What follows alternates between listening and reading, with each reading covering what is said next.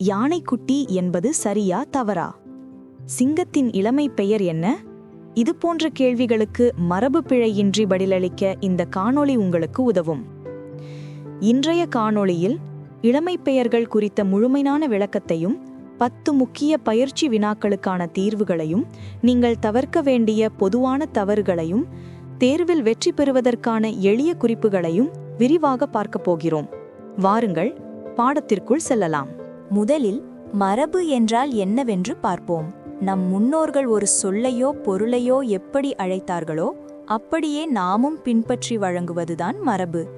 இந்த மரபு மாறினால் பொருளும் மாறிவிடும். அந்த வகையில் விலங்குகள், பறவைகள் மற்றும் தாவரங்களின் இளம் பருவத்தை குறிக்கும் பெயர்களே இளமை பெயர்கள் ஆகும். சில விலங்குகளின் இளமை பெயர்கள் குட்டி என்று முடியும். எடுத்துக்காட்டாக ஆட்டுக்குட்டி, நாய்க்குட்டி, பூனைக்குட்டி. பெரிய உருவம் கொண்ட தாவர உண்ணிகளின் இளமை பெயர்கள் கன்று என்று முடியும். பசுங்கன்று, யானைக்கன்று, மான்கன்று. அணில், கீரி போன்ற சிறிய விலங்குகளுக்கு பிள்ளை என பெயர் வரும். அணிற்பிள்ளை, கீரி பிள்ளை. பறவை இனங்களுக்கு குஞ்சு என்பது பொதுவானது. கோழி குஞ்சு, குருவி குஞ்சு. இதில் மிக முக்கியமாக சிங்கத்தின் இளமை பெயர் சிங்கக் குருளை என்றும், புலியின் இளமை பெயர் புலிப்பரல் என்றும் வரும். இதை நினைவில் கொள்வது அவசியம். விலங்குகள் மட்டுமல்ல, தாவரங்களுக்கும் இளமை பெயர்கள் உண்டு. மாம் பிஞ்சு மாவடு என்றும், வாழை பிஞ்சு வாழைக்கச்சல் என்றும் அழைக்கப்படும். கேள்வி 1. கூற்று ஏ, கோழியின் இளமை பெயர் கோழி பிள்ளை என்பது தவறு. காரணம் ஆர், கோழியின் இளமை பெயர் கோழி குஞ்சு என்பதே சரி. விளக்கம்: இங்கு கூற்றும் சரி, காரணமும் சரி. காரணம் கூற்றை சரியாக விளக்குகிறது. எனவே சரியான விடை ஆ. கேள்வி 2. பூனை பிளஸ் குட்டி என்பதை சேர்த்தால் பூனைக்குட்டி. புணர்ச்சி விதிப்படி இக்கு என்ற ஒற்று மிகுந்து வரும். கேள்வி 3. பொருந்தாததை கண்டறிக. ஆட்டுக்குட்டி, நாய்க்குட்டி, பூனைக்குட்டி ஆகியவை குட்டி வகை. பசுங்கன்று மட்டும் கன்று வகை. எனவே இதுதான் பொருந்தாதது. கேள்வி 4. அணில் பிளஸ் பிள்ளை என்பது புணர்ச்சி விதியின்படி அணில் பிள்ளை என மாறும். கேள்வி 5. சரியான மரபுத் தொடர் அந்த புலிப்பரல் அழகாக இருந்தது என்பதே.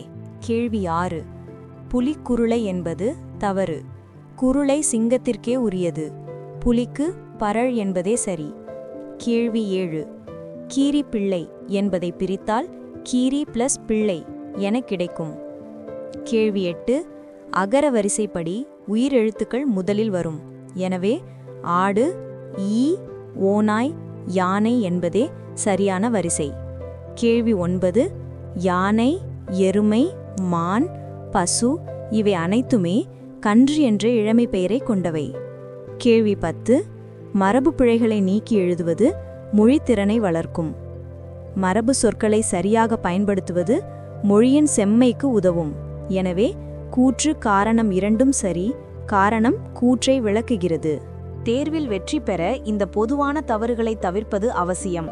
பெரிய விலங்குகளுக்கு குட்டி என்றும் சிங்கத்திற்கு பரல் என்றும் மாற்றி பயன்படுத்தாதீர்கள். தேர்வு குறிப்புகளை பொறுத்தவரை குட்டி என முடியும் பெயர்கள், கன்று என முடியும் பெயர்கள் என தனித்தனி பட்டியலிட்டு படியுங்கள். சிங்கம், குருளை, புலி, பரல் போன்ற சிறப்பு பெயர்களை தனியாக மனப்பாடம் செய்யுங்கள். புணர்ச்சி மாற்றம் அடையும் சொற்களை எழுதி பார்ப்பது குழப்பத்தை தவிர்க்கும். நண்பர்களே, இந்த காணொளி மூலம் இளமை பெயர்கள் குறித்த உங்கள் சந்தேகங்கள் தீர்ந்திருக்கும் என நம்புகிறோம்.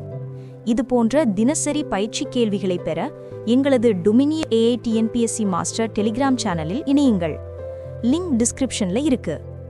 உங்களுக்கு ஏதேனும் சந்தேகங்கள் இருந்தால் 859119872001 என்ற எண்ணிற்கு எங்களை வாட்ஸ்அப்பில் தொடர்பு கொள்ளலாம். இந்த வீடியோ உங்களுக்கு பயனுள்ளதாக இருந்தா லைக் பண்ணுங்க, உங்கள் நண்பர்களுடன் ஷேர் பண்ணுங்க மற்றும் மறக்காம டுமினி AI சேனலுக்கு சப்ஸ்கிரைப் பண்ணுங்க. அடுத்த வீடியோவில் சந்திப்போம். நன்றி.